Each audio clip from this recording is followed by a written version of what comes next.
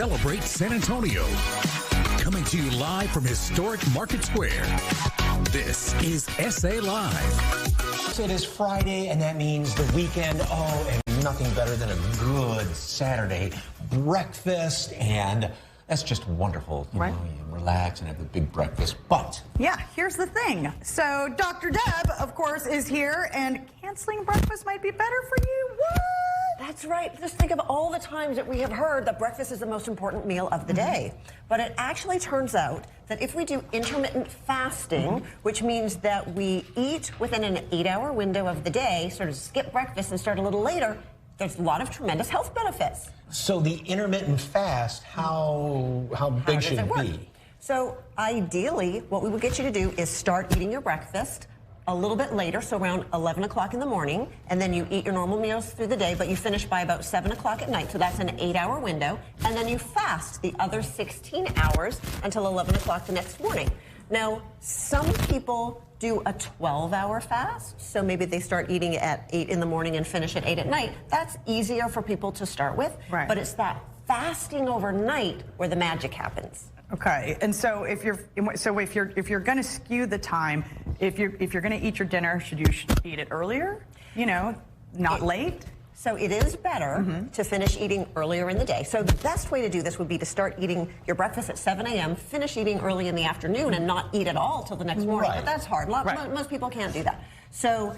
But if you do sort of this 11 to 7, that works for a lot of people. You could do 10 to 6. But what happens when you're fasting is your body switches over into the fat-burning mode.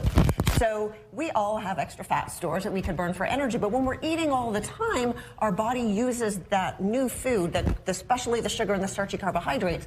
And when you use that up, then you get hungry, you got to eat again. Now, a lot of people, though, say do like 6 little tiny meals throughout the day, but you're saying that was... Yeah, we thought that was a good idea, but it turns out that's not really how humans were meant to be. And this prolonged fasting really helps to lower cholesterol, lower blood sugar, lower blood pressure. It really helps your cells to stay healthy, because when your cells are in the fasted state, they can get to work on routine maintenance and cellular repair. So it can help you lose weight, it can help you be healthier, and some people are even calling it the cure for middle age. So as far as what you're eating, when you do eat, do you have to watch that?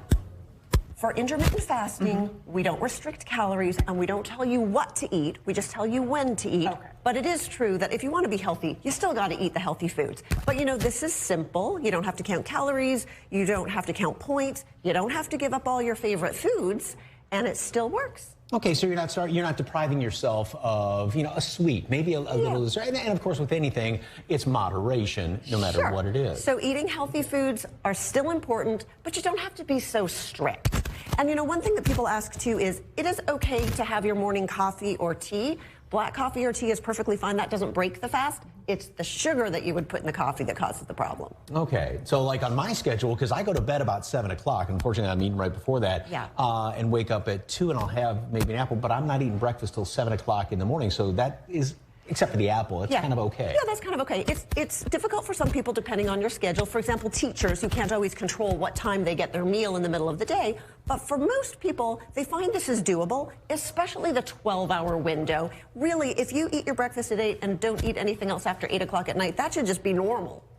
Okay, and that's interesting how the cells go through a repair without all that food. Yeah, you know, the more you eat, the more unhealthy we become, right? We gain weight, we have health challenges. So it's kind of the opposite is true. Nobody wants to fast all the time. So this intermittent fasting is much more doable. It's a lifestyle habit that a lot of people are finding really works for them. Okay. Thank you so much. For more information on intermittent fasting, and of course, Dr. Deb, just head to our website, salive.com, and click on the As Seen on SA Live tab.